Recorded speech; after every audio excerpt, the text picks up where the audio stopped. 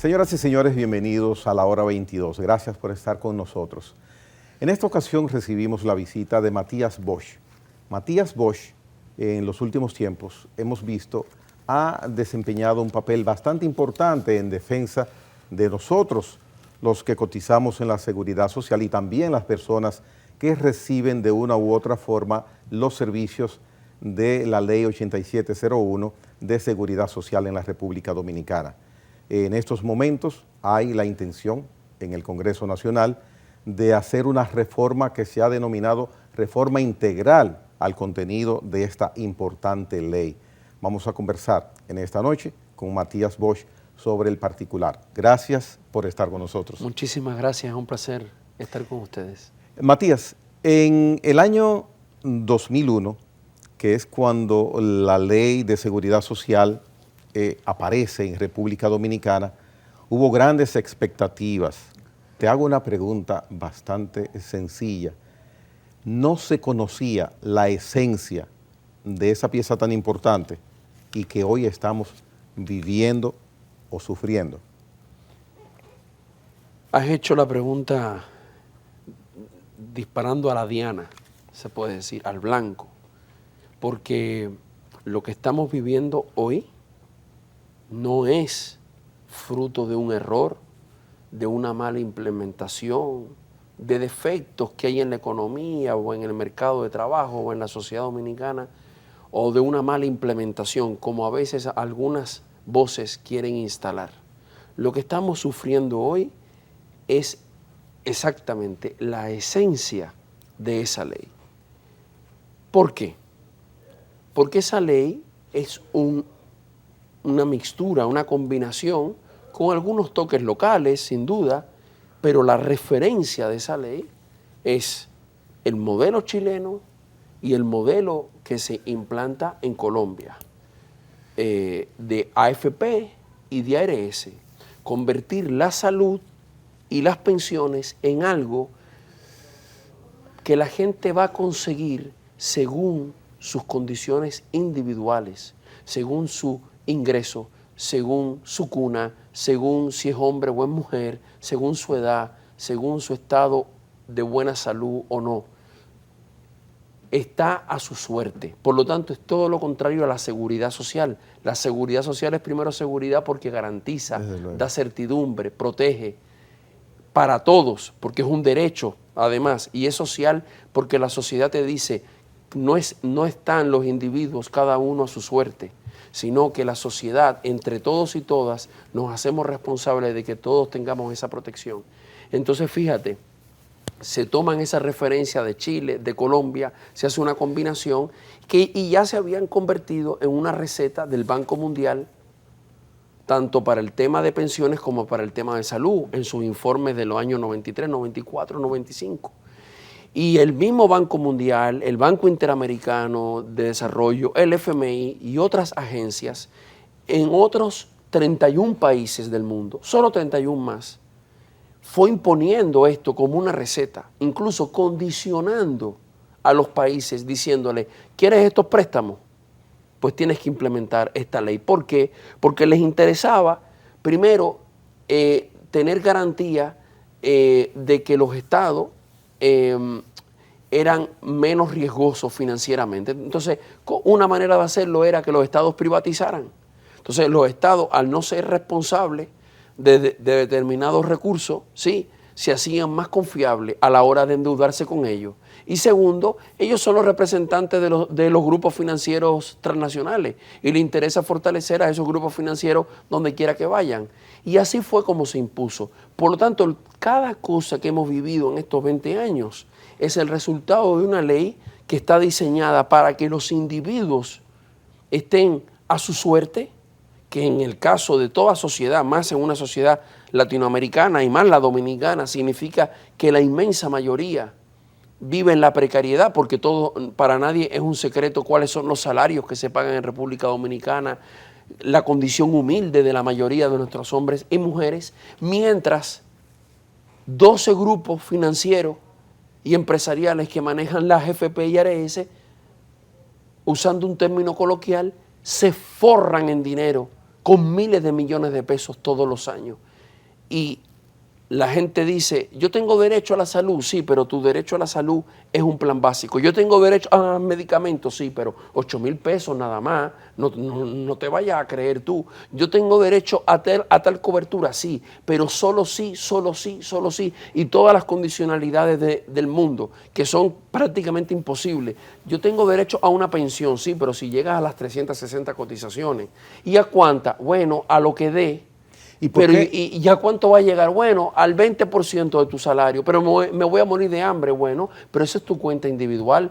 Mírale el lado amable. Eso es lo que te prometen.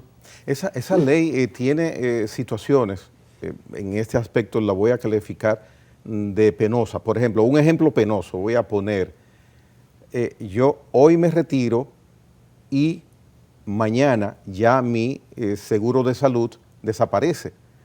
Cosas así.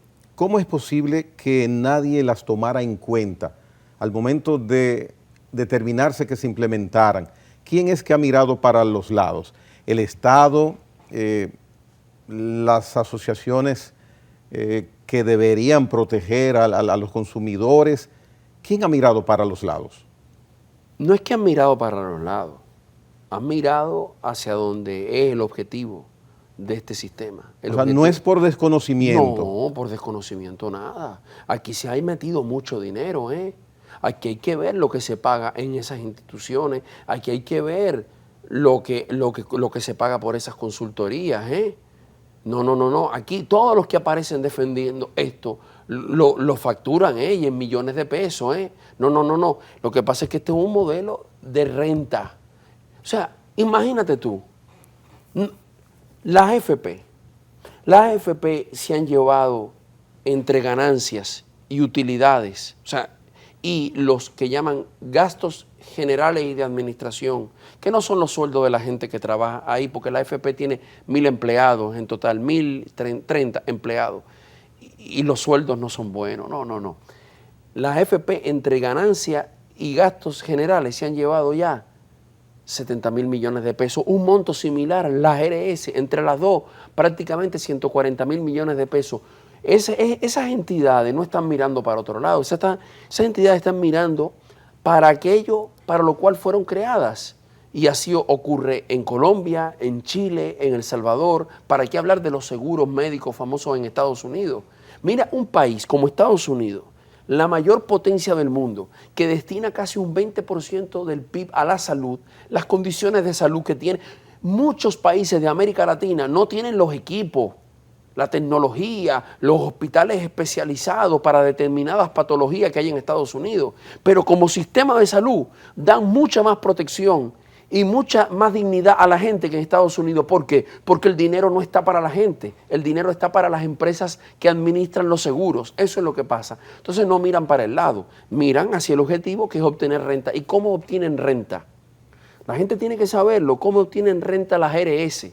Las RS, la única manera que tienen es diciendo, a mí me pagan porque la gente está obligada por ley, empleados, empleadas y empleadores están obligados por ley a darme un dinero todos los meses. O sea, está una empresa que no tiene que conseguir clientes, está una empresa que no tiene que producir un producto mejor que el otro, que tener una estrategia de marketing mejor que el otro. No. Que no tiene que hacer gestión de cobro. No. Esta es una empresa que tiene una ley y esa ley le garantiza, ¿verdad? Y un aparato de la tesorería, de la seguridad social, que fiscaliza que todo el mundo cotice. Y entonces, después que la gente ha cotizado, ¿cuál es la estrategia de la ARS? Disminuir la cobertura. O sea, si ya tú me diste 100 pesos, ¿de dónde va a salir mi ganancia? De tratar que mi costo sea el menor posible. ¿Y cuál es el costo? Entregándote lo menos posible dentro de la cobertura que hemos contratado. Y esa cuota de manejo, de administración, es onerosa. ¿Por qué en ningún momento se ha tomado en cuenta por parte de los legisladores o de los gobiernos, porque tenemos 4 gobiernos en ese periodo, para tratar de revertir eso? Pero imagínate, una de las 2 principales ARS ahora se asociaron con una transnacional española, es de un gran banco de este país, que maneja una FP también. Si vamos para las AFP, fíjate cuáles son los grandes grupos financieros. Pero además de grupos financieros, las AFP han endeudado al Estado. El 82% del dinero de las AFP lo invierten en deuda pública o fiscal y cuasi fiscal, es decir, Ministerio de Hacienda, Banco Central.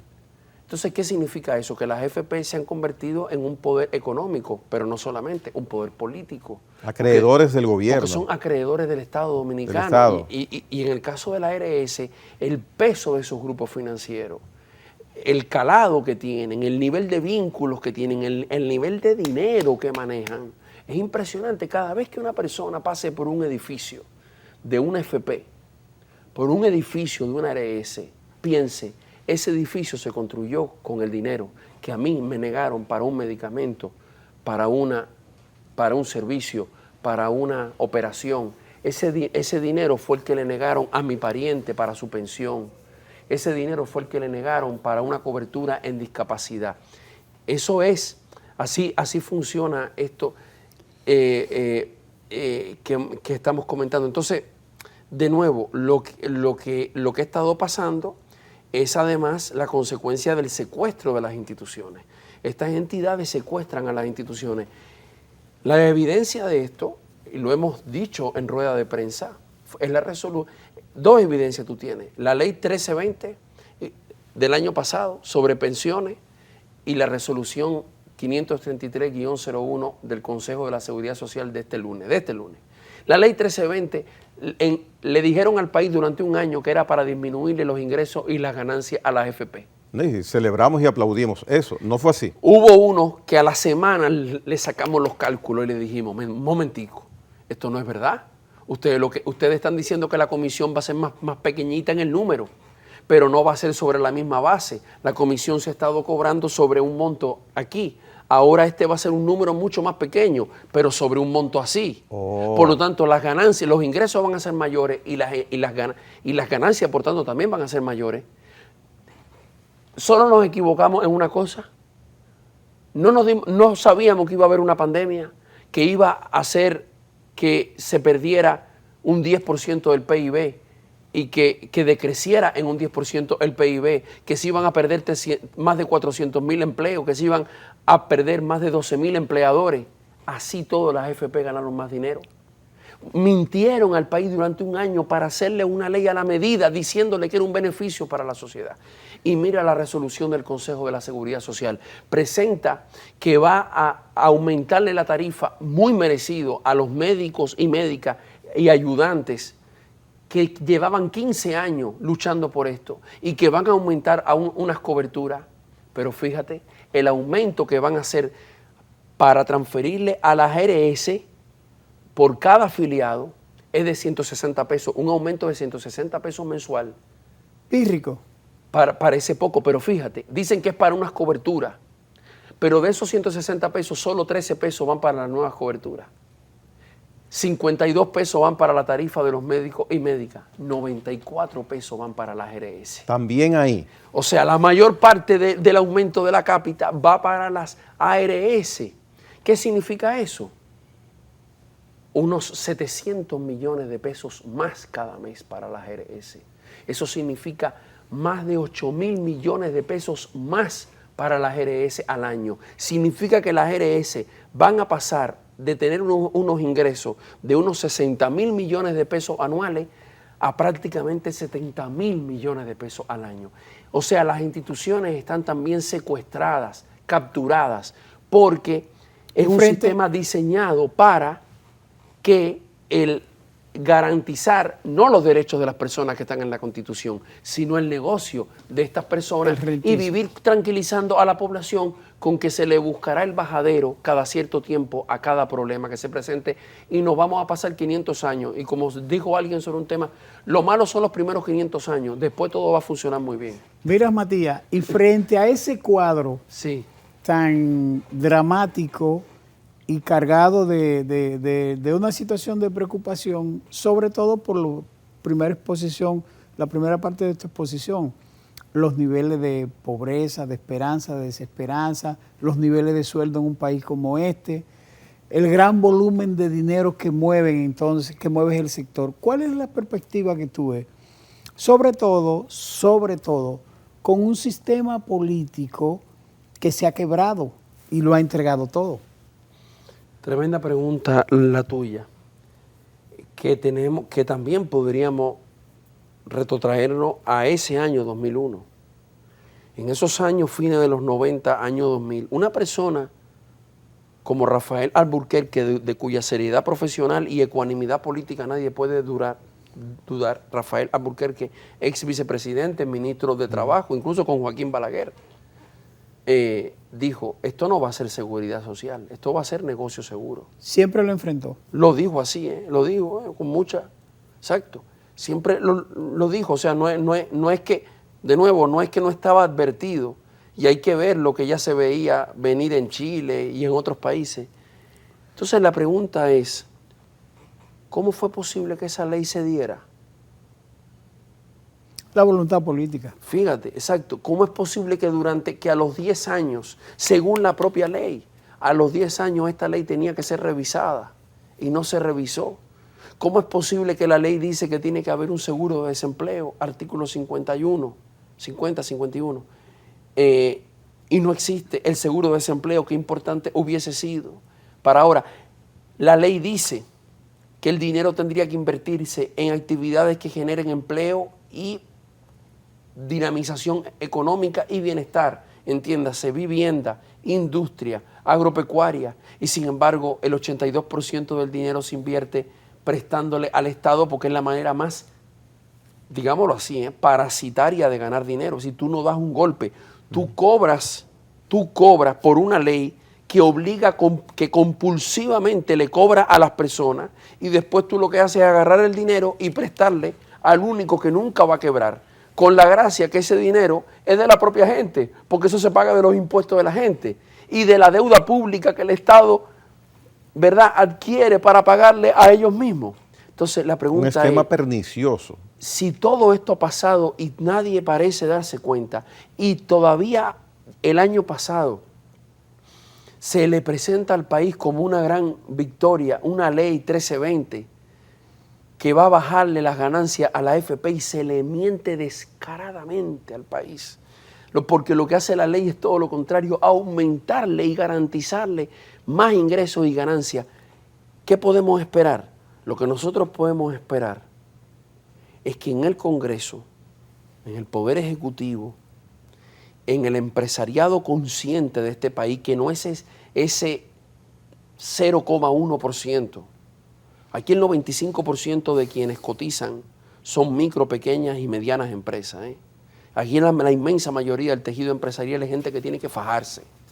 No, lo que nosotros esperamos es que en esas instancias se entienda que aquí se está produciendo todos los días un nivel de sufrimiento, un calvario para la población que es insoportable por un lado, que mantiene al país en unos niveles, en unos indicadores de pérdida de derechos, que es espeluznante e inaceptable. Pero además, lo que se está construyendo es malestar, es insatisfacción, es indignación. Miren el ejemplo de Colombia, miren el ejemplo de Chile. Van a llevar el país hacia ese nivel de conflictividad, hacia ese nivel de confrontación, porque la gente no va a aceptar que le sigan diciendo, tú no tienes derecho a un medicamento, a un procedimiento para un hijo, para una hija, para una madre, para un padre, mientras ve a las empresas que manejan el dinero hacerse multimillonarias. Y la gente no va a aceptar ver a sus papás y a sus mamás pasando hambre por una pensión de miseria o sin pensión, sabiendo que con su dinero las AFP se hicieron multimillonarias. Lo que ha pasado donde eso ocurre es que la gente se tira a la calle. Entonces, esta es una oportunidad histórica. Este momento de esta revisión a la ley es una oportunidad histórica que ellos tienen y ellas tienen. Pero lo comprenderán los grupos económicos, que se está en el filo de una navaja. Las AFP y las GRS difícilmente lo comprendan, porque nadie que tiene un negocio que le ha generado llevarse 140 mil millones de pesos va a soltar esa teta. Pero son, ¿cuánto? 12 grupos económicos. Frente a eso, un Congreso y una clase política tal vez ve la oportunidad de casarse con la gloria y de hacer historia en un país que ya no aguanta más maltrato y más saqueo. Bien, vamos a hacer una pausa. Al regreso trataremos de finalizar ese aspecto que Matías está tratando y también hablaremos sobre fondos de pensiones. En breve retornamos.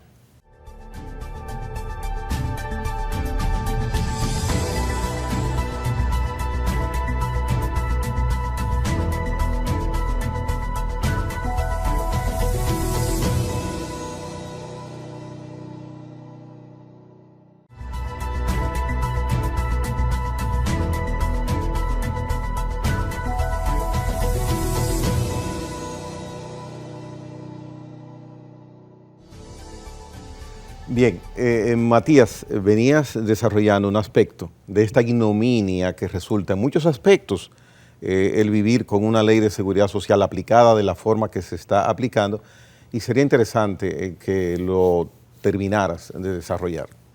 No, me parecía muy interesante la pregunta que hacías. ¿Dónde está la posibilidad? Porque si esto se queda ahí confinado entre la GRS y la AFP y una institucionalidad que ha demostrado ahora de nuevo con esta resolución del Consejo de la Seguridad Social aumentándole los ingresos y las ganancias a la GRS, diciéndole a las personas que es para aumentar sus 4 coberturas, pero le da 13 pesos a las coberturas y 94 pesos a la GRS. Y si solo 52 a los médicos. Si eso se queda confinado, ahí es difícil que pase algo. Tenemos la fe y la esperanza de que hay congresistas, personas de los partidos políticos que van a decir, de la iglesia, de las instituciones claves de la sociedad, que van a decir, momento, esto no puede ser, este es un negocio no solo que le sale muy caro a la sociedad, le sale muy caro porque genera mucho sufrimiento, genera mucha precariedad, genera dolor, genera muerte, ¿Por qué genera muerte? Bueno, porque personas que se ven en la situación de que un tratamiento médico, sí, cuando no pueden seguir dándose ese tratamiento, ya, o se endeudan para financiárselo, o terminan en cuidados intensivos o falleciendo, tú lo que tienes es poniendo a la gente entre quebrar, vender la casa, perderlo todo o perder la vida. Es así que tú tienes a miles y miles de familias todos los días. O no tener sencillamente cómo afrontar, buscar una cantidad de dinero no accesible. Un sistema de salud precarizado que el Estado le sigue otorgando la mitad del presupuesto que debería otorgarle por ley, que es el 4% del PIB, y entonces tú tienes que a la población que no tiene un trabajo formal se le da un seguro subsidiado, que es un pobre seguro para pobres, porque es un seguro de unos 200 pesos cuando el seguro contributivo vale ahora 1.327 pesos. Es decir, no te dan las cuentas para que el sistema público pueda financiarse con esos seguros y con el financiamiento que le da el Estado. Genera muerte, genera dolor, genera sufrimiento, genera hambre, porque tú sabes la cantidad de pensiones de discapacidad y de sobrevivencia que aquí se niegan. Una gran parte de esas pensiones se niegan, es decir, que la gente se queda sin nada. Entonces, está ese costo, pero luego eso va generando malestar, indignación, y eso termina en un conflicto, y termina la idea con esto. Frente a eso, hay actores políticos, actores sociales, religiosos, que se van a dar cuenta y que se están dando cuenta y que pueden inclinar esta balanza. Pero definitivamente la garantía de que esto cambie es que la población se movilice.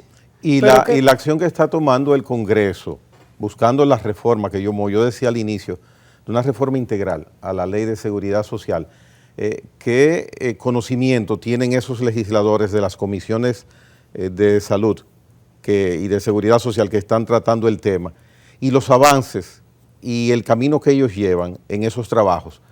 ¿Qué tú ves particularmente de interés en esa labor congresual que se está trabajando ahora? Yo creo que aquí hay un tema importantísimo de comprensión de cómo funciona este modelo, ¿eh? Y hay una tendencia habitual a ver cómo se le busca el bajadero a este modelo. Y yo creo que el mejor ejemplo, insisto, en esta resolución de este lunes. O sea, una resolución que se le presenta al país como la solución para mejorar la tarifa a los médicos que llevaban 15 años luchando por eso, y unas coberturas como la reconstrucción mamaria, sí, o la mastectomía por cáncer, pero a eso se le da una chilata, y la verdadera, y como se dice en Cuba, el pollo del arroz con pollo, ¿verdad? Era darle a las ARS más dinero. O sea, hay una permanente tendencia a buscarle un bajadero al problema sin tocar y ojalá aumentar el negocio de las AFP y la ARS, que tiene que ver en algunos casos con vínculos y con compromisos. O sea que lo que se está haciendo en el Congreso tiende a más de lo mismo. Y con falta de comprensión de cómo funciona el modelo. Que es lo peor. Y de alternativas. Pero es muy importante porque nosotros decimos, es que este sistema de pensiones solo se impuso en 32 países. Hay 154 países donde la gente cotiza para pensiones. Y esto solo se impuso en 32, y de los 32 ya solo quedan 14. Es decir, nosotros no estamos pidiendo nada que poner la rueda cuadrada. Nosotros estamos diciendo, hagámoslo como lo hace la inmensa mayoría de los países como República Dominicana, incluso países más pobres que República Dominicana, y tienen pensiones mejores que República Dominicana. ¿Qué redimiría? Entonces es un tema. Y cuando te respondía a esto, no te decía necesariamente solamente del Congreso. El Congreso está en un proceso de recolectar ideas, pero es importante decir que de esa recolección de ideas, si la mayoría de quienes se recolectan las ideas son personas que abogan por este mismo modelo, eso no significa que sean buenas ideas. Es decir, yo puedo tener una enfermedad muy delicada y si yo hago una asamblea en mi casa, ¿verdad? Mis parientes que no son médicos me pueden decir de todo. Tómate un té, haz esto, haz lo otro, hazte una placa, y perfectamente ser ideas pésimas. Y si además de eso, quienes van a darme ideas les va bien, si yo me enfermo, peor todavía. Entonces yo lo que necesito es decir, ¿cuáles son los... ¿Por qué ha fallado este modelo? ¿Por qué fracasa? No, ¿cuáles son sus detalles? No. Porque es un modelo que ha fallado donde quiera que se ha implantado. ¿Por qué la mayoría de los países donde se implantó ya se eliminó? ¿Por qué la mayoría de países tienen otro sistema de salud y otro sistema de pensiones? ¿Cuáles son los modelos que sugieren la Organización Internacional del Trabajo, la CEPAL? ¿Cuáles son los referentes de éxito en América Latina? Si ellos ven eso y ellas, no tienen que escucharlo a uno. Es solamente viendo eso que se van a dar cuenta que este modelo no funciona y que la ruta a seguir está. Solamente tienen que ponerle oídos, ojos y corazón a donde está la verdad y la justicia.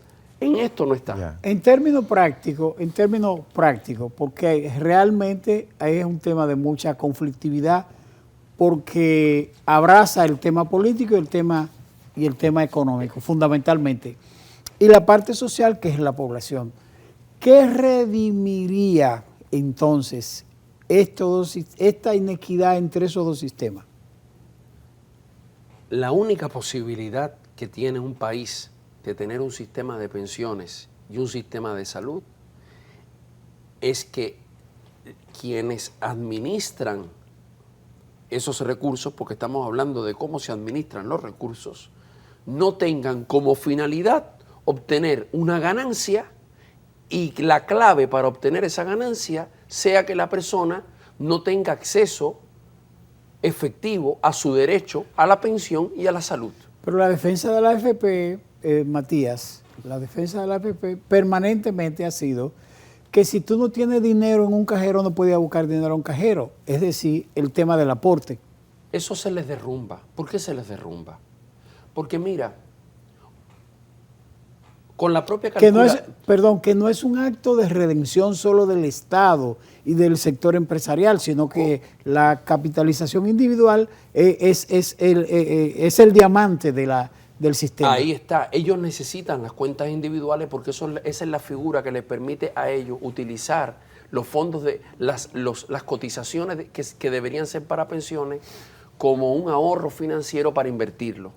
Pero fíjate, usando la calculadora de la Superintendencia de Pensiones, de la CIPEN, una persona que gana hoy 105,000 pesos, que es un privilegio, el 60% de la población de este país que cotiza gana menos de 17,000 pesos, 105,000 pesos es un privilegio. Una persona que gana 105,000 pesos hoy y que no ha tenido ninguna laguna, es decir, que ha cotizado todo el tiempo, se va a pensionar con el 26% de su salario. Con el 26%. Cuando el promedio en América Latina es pensionarte con el 63% de tu salario. Y hay países donde tú te pensionas con el 70%, con el 80%, con el 90%.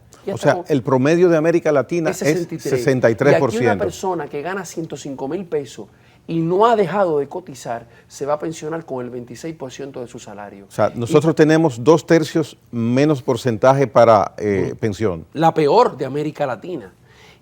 Y lo peor es que esa pensión, a esa persona que gana 105,000 pesos, no le va a alcanzar para cubrir la canasta familiar de 2021. Imagínate la de 2030, la de 2035, cuando esa persona se retire. Es decir, ¿qué le queda a ese 60% que gana 17,000 pesos para abajo? Pero hay un estudio publicado este año por el Ministerio de Economía que analizó y dijo, vamos a ver porque eso se llama tasa de reemplazo, el porcentaje de tu salario con el que te vas a pensionar. Mira, esto va a estar 28% para los hombres, 24% para las mujeres. Y se fueron a mirar, vamos a ver en aquellas ramas de la economía donde la gente tiene mejor salario, ¿sí? Pero además donde la gente cotiza más, donde hay más formalidad.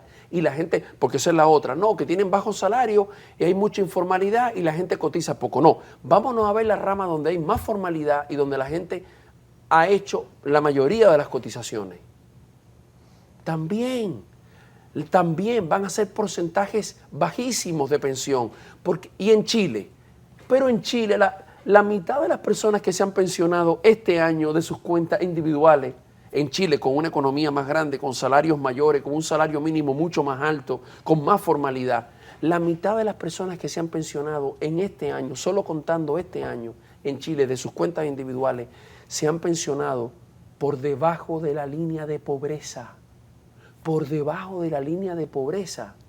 Entonces, ¿qué le estamos dejando a la República Dominicana? Entonces, lo único que puede redimir esto para responder tu pregunta es que, mira, los sistemas de pensiones tienen una finalidad, sustituir el ingreso de las personas cuando esa persona ya no lo pueda seguir produciendo, porque entró en una edad en que tiene el derecho a descansar, lo dice la Constitución, o está en discapacidad o falleció y su familia necesita el dinero. Esto no sustituye el ingreso, esto da un porcentaje ridículo del salario de esa persona, pero además, cuando se le acabe la cuenta, se le acabó. Es decir, muérete, es problema tuyo, muérete de hambre. No, eso no es un sistema de pensiones. Tiene que haber, como dice, por ejemplo, el modelo de la Organización Internacional del Trabajo, un pilar que le dice a la gente, tú tienes una pensión, aún tú no hayas contribuido, porque tú no puedes estar en la calle pidiendo limosna a los 70 años, ni vendiendo limpia parabrisas. Tú no puedes estar en eso. Tiene que haber un pilar en el que la gente cotiza, pero la persona a cambio tiene un beneficio definido. Eso que hemos hablado del 60, del 70, del 80% de tu salario se llama beneficio definido. Ahí entra el brazo solidario del Estado. Entra el brazo solidario, pero no puede ser un sistema de cuentas individuales, porque el sistema de cuentas individuales impide la solidaridad. Un sistema de pensiones en más del 90% de los países se basa en que el que es más joven es solidario con el que se está retirando. Y el que gana más es solidario con el que gana menos. Y esa es la única... Europa con el llamado estado de bienestar. Y donde los muchachos cotizan, el joven, el viejo cotiza para los hijos y después los hijos cotizan para su... correcto, y está en Costa Rica, y está en Uruguay, y está en Brasil, y está en una parte de la población de México, y en Chile la gente que se mantuvo en el sistema solidario se ha retirado con un 70% de su salario, mientras la gente que se ha retirado por la AFP es por debajo de la línea de pobreza. Entonces, nosotros necesitamos un sistema en el que la gente tenga garantizado un beneficio definido. Si tú cotizas tantos años, tú vas a tener derecho a un porcentaje digno de tu salario con el que tú puedas vivir. Eso es un sistema de pensiones. Y tú puedes perfectamente tener ahorros individuales, pero ya que sean voluntarios, optativos y complementarios. No que tú estés esclavizado a darle tu dinero a una empresa financiera, ¿sí?, que lo invierte, especula con él y a cambio te da una chilata y cuando se te acabó, muérete de hambre. En salud es parecido. En salud nosotros estamos propugnando por un verdadero Seguro Nacional de Salud. Yo cotizo para tener derecho a la salud, no para 8,000 pesos ni para un plan básico. Es derecho a la salud que dice la Constitución. ¿Y en cuanto a las pensiones?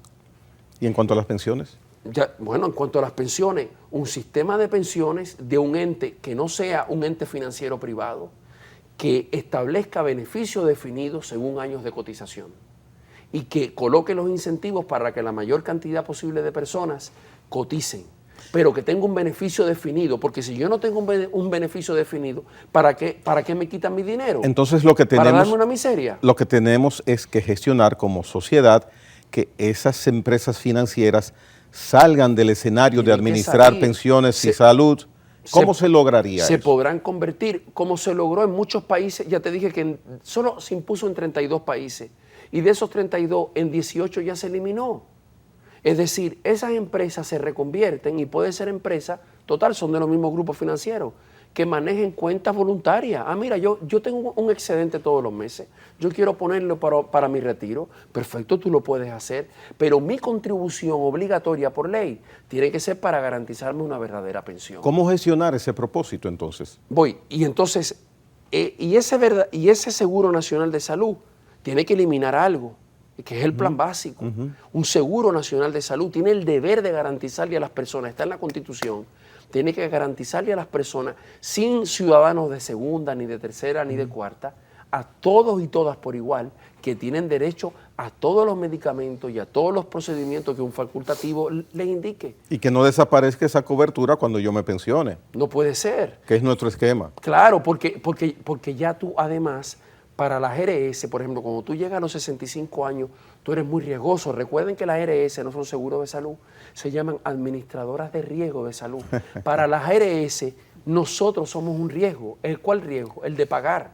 Mientras nosotros, cuanto más protección necesitamos, es decir, mientras más años tenemos, mientras más dificultades de salud tenemos, para ello nosotros somos más riesgosos y somos un problema en vez de protegernos más. Ni para asignar el nombre se guardaron las formas. Exactamente. Entonces nosotros necesitamos una institución que maneje pensiones, que recaude con transparencia y con eficiencia, que le garantice a la gente un beneficio definido, digno y justo, conforme al esfuerzo que ha hecho, y utilice el dinero para generar rentabilidad en maximizar esa inversión para el desarrollo económico, para generación de vivienda, para generación de bienestar, para generación de más empleo, no para tenerlo ocioso, prestándole al Estado y cobrar desde una oficina con aire acondicionado, con todos los lujos. ¿Existe la posibilidad de lograr eso? Por supuesto. ¿Se está gestionando? Lo tenemos escrito y propuesto. ¿Quiénes lo tenemos? La Coalición por la Seguridad Social Digna. Lo mismo, SENASA funciona. Nadie hasta el sol de hoy dice que SENASA no funciona. SENASA podría administrar las cotizaciones obligatorias de la gente. ¿A quién se presenta esa solicitud? Y SENASA podría garantizarle a las personas, mira, tú tienes garantizadas todas tus coberturas que estén indicadas por un facultativo. SENASA puede hacerlo perfectamente. SENASA no le falla a nadie. No le falla a nadie y no va a buscar un solo peso de ganancia negándole los derechos a las personas. ¿Y ese propósito, ustedes piensan solicitarlo ante el Congreso, el Poder Ejecutivo? No solamente lo hemos dicho en las vistas públicas y ya estuvimos en la comisión bicameral, sino que vamos a presentar el proyecto de modificación de la ley. Lo vamos a presentar. Y además de eso, vamos a presentar un soporte con números demostrando que esto es viable económicamente. Lo que no es viable ni económicamente ni humanamente es esta mentira de este sistema de pensiones, este sistema de salud. ¿Qué pensiones dan? Los mismos estudios de ellos lo demuestran. No van a dar pensiones, lo que van es a dar una ridícula proporción del salario para el chin de gente que va a llegar a las 360 cotizaciones. Van a dar de que unas pensiones solidarias que no son más que limosna. ¿Tú sabes lo que es decirle a la gente el 50% del salario mínimo más bajo? El 50% del salario mínimo más bajo, eso le llaman solidaridad. Alguno de ellos o de ellas viviría con una pensión que sea el 50% del salario mínimo más bajo. Lo que no es económicamente ni humanamente rentable es que tú le estés diciendo a la GRS que ahora le van a meter 70,000 millones de pesos de ingresos cada año y a cambio lo que te dan son 8,000 pesos de medicamentos y cada vez que tú necesitas una atención de odontología, de lo que tú quieras, no hay cobertura, no hay cobertura, no hay cobertura. Eso no es rentable, ni es eficiente, ni funciona. Bien, vamos a la pausa. Por demás, habría que dar un detalle. 2030 es el año donde va a darse la primera pensión, otorgarse, ¿correcto? Ya se han dado 32, pero se han dado 32 porque son... Pero en sentido general, pero en sentido 2030, general, correcto. Cuando surjan de menos de 10 años. Cuando surjan esas pensiones, esas chilatas, quizás el monto de una de esas pensiones alcance para comprar un pantalón o una camisa, porque vamos a tener una moneda mucho más devaluada que hoy día. ¿Tú sabes lo que es hoy? Tú decirle a una persona que gana 16,000 pesos, que se va a retirar con el 25% de su salario, que va a tener que vivir con 4,000 pesos y que cuando se le acabe la cuenta se va a morir de hambre porque no va a tener nada. Pienso que el ejemplo es equivocado. En ese momento ni un pantalón. No creo que se pueda comprar un pantalón o una camisa en 2030 con el monto de una pensión. Con Matías Bosch retornamos en breve.